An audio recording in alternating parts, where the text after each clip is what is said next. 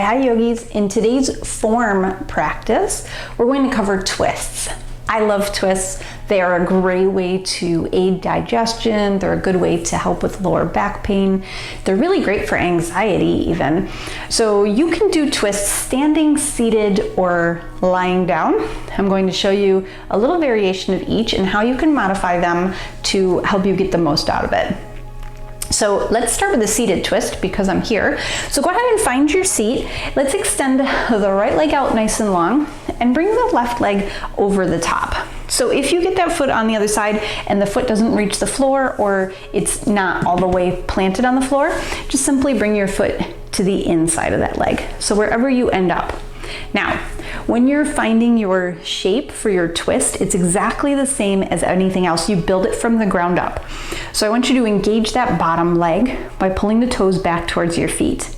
Then I want you to feel those sit bones, those two bony bones. You might have to move the flesh out of the way so that you can feel them really grounded into the earth here.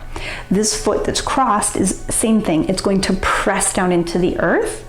And then you're just going to find length. So inhale, make your spine long, wrap the elbow around the front of the knee and start to look over the left shoulder.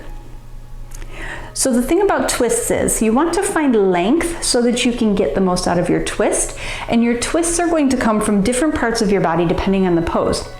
So a pose like this is really the middle of your whole torso is really engaging here, but it's from kind of the mid up that's really getting that twist. So you want to make that length and look. Now you can take that back hand and start to walk it behind you and look over that back shoulder.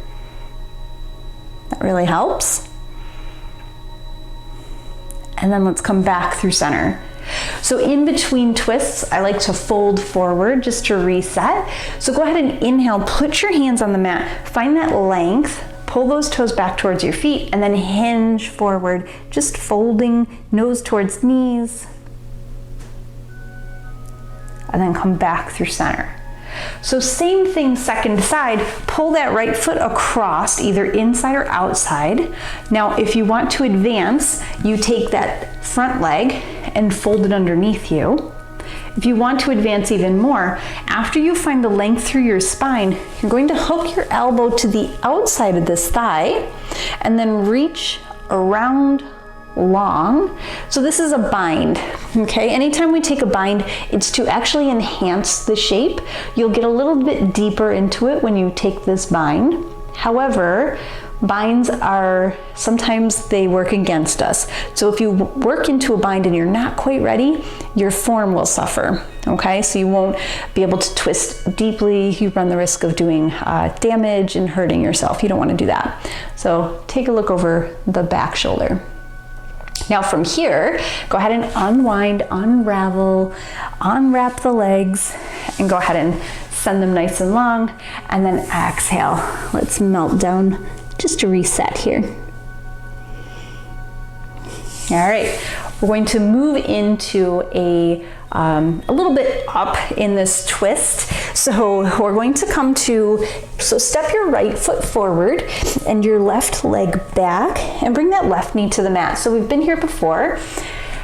Bring your left hand underneath and even onto a block. So I love blocks for twists. Bring that hand onto the block so you find that length in the spine that we want. And then from here, you're just going to fold that right arm up until you feel the twist. Now, depending on how flexible you are, your twist might be here, it might be here today. Once you find that twist, a lot of things happen. Now, your right side wants to kick out. You want to draw that underneath you. You want to make sure that knee is still stacked over the ankle and you're reaching up. From here, you can start to lift the back knee, and it's real important here to square off the hips and sink nice and low. Relax your shoulders. All right, let's even it out just because we want to be even today. Bring your left foot next to that block and the right foot back. You can use the ground if you like, or you can come to that same twist second side. Draw the feet, root them into the mat, and then draw the knees towards the midline. So squeezing up through the middle, hand underneath your shoulder, and then left arm starts to reach up. Beautiful. And then let's just come all the way up. Now you can do a twist all the way off the mat. The more you get off the ground, the harder it is essentially for a twist. So let's start with the right foot forward, the left foot back, and bring your hands to heart center. Elbows are parallel here. Find your way to that crescent. If you haven't watched that video yet, go ahead and watch that. And then we're just going to twist spine only. Squeeze those knees together. Turn and look over the right shoulder. Come back through center. Turn and look over your left shoulder. Come back through center. Switch it out. Now, in a twist, you want to make sure you're not rolling forward or sinking back, but you can actually make this a little bit more challenging, like you need to. Go ahead and open the arms. And now with open arms, turn and look over the back shoulder, still squeezing. The more you squeeze into the middle, the more you're going to get out of this twist. Back through center and over to the other side. Back through center. Put your hands down, step forward. Let's take a forward fold to reset that. Like I said, twists are really great for focus. They're great for anxiety, digestion, of course, bringing out the adrenals, all of those internal organs, getting those stimulated and moving again. They're great for liver, spleen, all of that. All right, so then there's one more twist that we need to do. So come on down, and this is my favorite. So coming all the way to the mat, root your shoulders, root your hips. We're going to start with a basic twist here. Feet are wide on the mat, knees point towards the ceiling.